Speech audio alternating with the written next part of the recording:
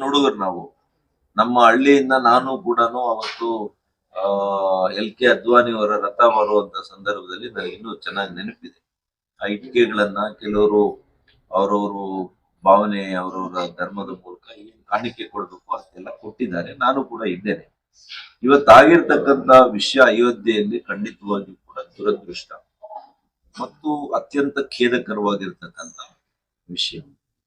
ಆದರೆ ನನಗೆ ಪೂರ್ಣ ವಿಶ್ವಾಸ ಇದೆ, ಉತ್ತರ ಪ್ರದೇಶದ ಮುಖ್ಯಮಂತ್ರಿಗಳಾಗಿ ಅಥವಾ ನಮ್ಮ ಕೇಂದ್ರ ಸರ್ಕಾರ, ಇವತ್ತು ಉತ್ತರ ಪ್ರದೇಶದ ಸರ್ಕಾರ ಈಗಾಗಲೇ SIT ಅನ್ನ ರಚನೆ ಮಾಡಿ 100ಕ್ಕೆ 100 ಅವ್ರು ಯಾರೇ ತಪ್ಪಿತಸ್ಥರಿದ್ರು ಕೂಡ ಅವ್ರಿಗೆ ಉಗ್ರ ಶಿಕ್ಷೆ ಆಗಬೇಕು ಅಂತೇಳಿ ಈಗಾಗಲೇ ನಮ್ಮ ರಾಷ್ಟ್ರೀಯ ಸ್ವಯಂ ಸೇವಾ ಸಂಘದ ನಿನ್ನೆ ಪ್ರಧಾನ ಕಾರ್ಯದರ್ಶಿಗಳು ಆಗಿರ್ತಕ್ಕಂಥ ನಮ್ಮವರೇ ಆಗಿರ್ತಕ್ಕಂಥ ದತ್ತಾತ್ರೇಯ ಹೊಸಬಾಳೆ ಅವರೇ ಹೇಳಿದ್ದಾರೆ. ಹಾಗಾಗಿ ಯಾರು ಕೂಡ ನೋಡ್ರಿ, ಎಲ್ಲಾ ವ್ಯವಸ್ಥೆಗಳಲ್ಲಿ ಕೂಡ ಒಳ್ಳೆಯವರು ಬಹಳ ಜನ ಇರ್ತಾರೆ.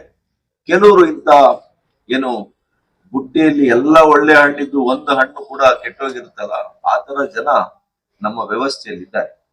ಇದೇನ್ ಮೊದಲಲ್ಲ, ಇದು ಮೊದಲನೇ ದೇವಸ್ಥಾನ ಅಲ್ಲ, ಮೊದಲನೇ ಧಾರ್ಮಿಕ ಸ್ಥಳ ಅಲ್ಲ ಉಂಡಿಯಲ್ಲಿ ಕಳ್ತನ ಆಗುವಂಥದ್ದು. ಇದು ಅನೇಕ ಕಡೆ ಅನೇಕ ಸಂದರ್ಭಗಳಲ್ಲಾಗಿದೆ. ಅದನ್ನ ನಾವು ರಾಜಕೀಯದ ಉದ್ದೇಶಕ್ಕೋಸ್ಕರ ಬಳಸ್ಕೊಳ್ಳುವಂತ ಕಾಂಗ್ರೆಸ್ನ ಕೆಟ್ಟ ಮನಸ್ಥಿತಿ ಇದೆಯಲ್ಲ, ಅದು ಅವ್ರಿಗೆ ಒಳ್ಳೇದಾಗಲ್ಲ. ಇವ್ರಿಗೆ ಯಾವ ನೈತಿಕತೆ ಇದೆ? ಒಬ್ಬ ಕಾಂಗ್ರೆಸ್ ಅವನು ಇದುವರೆಗೂ ಅಯೋಧ್ಯೆ ಮಂದಿರಕ್ಕೆ ಹೋಗಿಲ್ಲ. ಈಗ ಎಲ್ಲಿಂದ ಸಡನ್ ಆಗಿ ಈಗ ಅವ್ರಿಗೆ ಉತ್ಪತ್ತಿ ಆಗ್ಬಿಟ್ಟಿದೆ ಶ್ರೀರಾಮನ ಭಕ್ತಿ.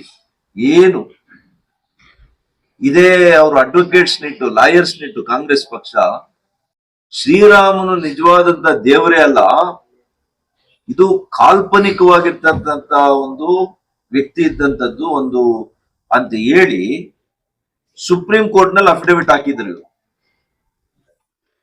This is historical facts. ಇವತ್ತು ನಿಮ್ಮ ರಾಜಕೀಯ ತೆವಲಿಗೋಸ್ಕರ ಮುಂದಿನ ವರ್ಷ ಏನು ಇದು ಮುಖ್ಯಮಂತ್ರಿಗಳದ್ದೇನ ತಪ್ಪಿದ್ಯಾ ಅಥವಾ RSS ಸಂಘದ ತಪ್ಪಿದ್ಯಾ? ಯಾರೋ ಅಲ್ಲಿ ನಡ್ಕಳ ಅಂತವ್ರು, ಅಲ್ಲಿ ನೇಮಕ ಮಾಡಿರ್ತಕ್ಕಂಥವ್ರು, ಅವರ ಒಂದು ಕೆಟ್ಟ ಒಂದು ಮನಸ್ಥಿತಿಯಿಂದ ಆಗಿರ್ತಕ್ಕಂಥ ಅನಾಹುತ ಅಂತ ವ್ಯಕ್ತಿಗಳನ್ನ ಆಯ್ಕೆ ಮಾಡಿ ಯಾರು ತಪ್ಪಿತಸ್ಥರಿದ್ದಾರೆ ಅವರಿಗೆ ತಕ್ಕ ಶಿಕ್ಷೆಯನ್ನ ಕೊಡ್ಲಿ. ಮತ್ತು ಮುಂದಿನ ವ್ಯವಸ್ಥೆ ಯಾವ ರೀತಿ ಅದನ್ನ ಫುಲ್ ಪ್ರೂಫ್ ಸಿಸ್ಟಮ್ ಮಾಡ್ಲಿ. ತಿರುಪ್ತಿಯಲ್ಲಾಗಿಲ್ವಾ? ಯಾವ ದೇವಸ್ಥಾನದಲ್ಲಾಗಿಲ್ಲ? ಅನೇಕ ಕಡೆ ಆಗಿದೆ ರೀ, ಇದು ಮೊದ್ಲಲ್ಲ. ಆದ್ರೆ ಆಗಿದೆ ಅಂತ ನಾನು ಅದನ್ನ ಇದು ಮಾಡ್ತಾ ಇಲ್ಲ, ಡಿಫೆಂಡ್ ಮಾಡಕ್ ಹೋಗ್ತಾ ಇಲ್ಲ. ಆಗಿರ್ತಕ್ಕಂಥದ್ದು ನಿಜವಾಗಿಯೂ ನಮ್ಮ ಧಾರ್ಮಿಕತೆಗೆ, ನಮ್ಮ ನಂಬಿಕೆಗಳಿಗೆ ಚ್ಯುತಿ ಬಂದಿದೆ, ನೋವಾಗಿದೆ.